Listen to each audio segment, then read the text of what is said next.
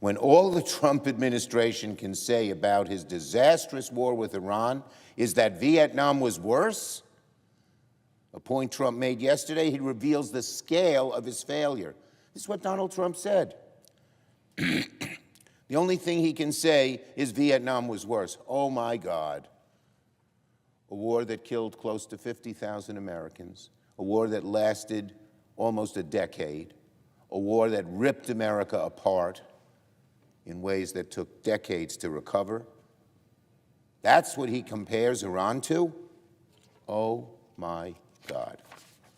Trump's supposed ceasefire deal has completely collapsed. Our troops are coming under attack. The Strait of Hormuz is a minefield. Gas prices are going back up, and Donald Trump is totally out of his depth. In fact, Donald Trump is drowning in the Strait of Hormuz because he has no plan. He had no plan when he got America into this war, and he has no plan on how to get us out. Trump started the war without authorization, without a strategy, without an exit. The reason that we have War Powers Act is to force an administration to think through the consequences of going to war ahead of time. Trump, of course, didn't listen. Finally, after weeks, bipartisan majorities in both chambers of Congress voted to end it. We had tried and tried. Finally, enough Republicans joined us, but Donald Trump ignored them. So now the White House has formally notified Congress that hostilities have resumed, that American strikes are underway again, and our forces remain positioned for more. Yet Republicans want the Senate to take up the NDAA, the defense bill, as though none of this is happening, as though Congress can debate the nation's central national security bill while ignoring the nation's most urgent national security crisis. We cannot. I will be voting no. The president is waging an unauthorized war, defining bipartisan majorities in Congress, refusing to level with the American people out the cost, the mission, or the end game. The NDAA cannot become a permission slip for that recklessness that we see occurring in Iran. Donald Trump does not get to drag the American people deeper into a war he cannot explain and does not know how to end, and then demand Congress look the other way. Donald Trump and the administration have no authorization, no strategy, no peace, no blank check. Therefore, a day after the president told Congress that his war is back on, I am a no, a strong no, on NDAA. On this Trump election task force, it just gets crazier and crazier with this administration.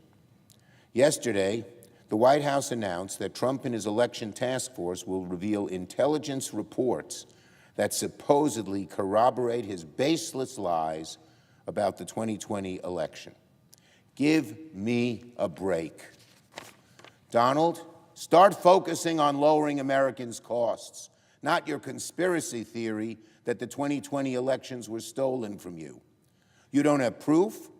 You haven't come up with proof for 6 years because there is no proof, Donald Trump. You haven't come up with the truth because it isn't there. You haven't come up with the proof because it isn't there.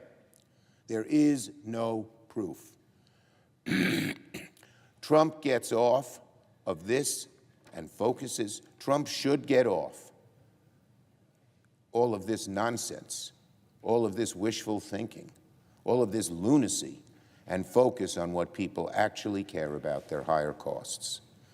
If Trump thought about November 2026 half as much as he thinks about 2020, maybe his party wouldn't be scrambling right now. Apparently, Trump also plans to say that Senators Ossoff and Warnock were illegitimate because of election fraud. How desperate can Trump get? He's flailing. His effort to overturn what happened in 2020 is mission impossible. He ought to wake up, smell the coffee, and abandon this frivolous, ludicrous, diversionary effort. Trump's obvious desperation might be amusing if it weren't so dangerous. Without question, it's part of Trump's effort to subvert the 2026 midterm elections. The whole reason Republicans are in their current mess is because Trump refuses to drop his radical SAVE Act to strip millions of Americans of their voting rights. And Trump has made clear, once again, who plans to force a shutdown? Donald Trump. Yep, Donald Trump. Yesterday, Trump said Republicans have to get rid of the filibuster and pass the SAVE Act, quote, otherwise we're going to have a shutdown. That's what he said yesterday. So Americans hear this. If there's a shutdown, it's on Donald Trump's back. Donald, do you remember last time you demanded a shutdown? When Nancy and I were in your office, didn't work out too well for you then, and it won't work out too well for you now. America, hear this. If there's a shutdown, it's on Donald Trump's back.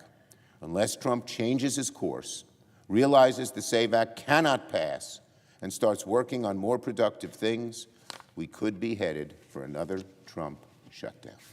I yield the floor.